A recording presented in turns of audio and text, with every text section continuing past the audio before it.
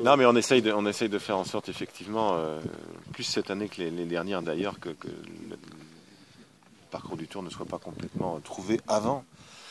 Il y a des gens qui aiment, parce qu'ils aiment le Tour de France, chercher les parcours. Aujourd'hui, Internet a changé la donne. Avant, les journalistes de la presse quotidienne régionale travaillaient, mais il fallait assembler les différents morceaux du puzzle pour trouver. Maintenant, il suffit d'appuyer sur un bouton et on peut savoir à peu près tout.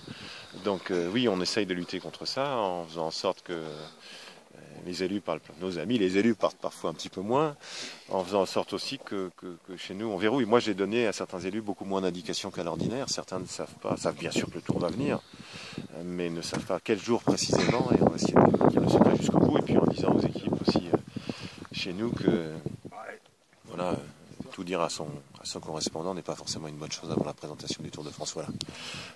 Vous-même, vous essayez d'être le plus discret possible quand vous vous déplacez, quand vous partez reconnaître? Je n'ai pas de barbe, je n'ai pas de postiche, oui. Je me souviens d'une étape où j'étais vraiment parti en catimini avec simplement deux représentants de la candidature de l'étape en question. Et puis, en arrivant à un bus du département du Puy-de-Dôme avec des gens qui c'est pour Christian Prudhomme, etc. Et ça s'est fini avec une photo avec les 40 personnes. Et je me suis dit mince, ça va pas rester secret longtemps. Paradoxalement, rien n'est sorti.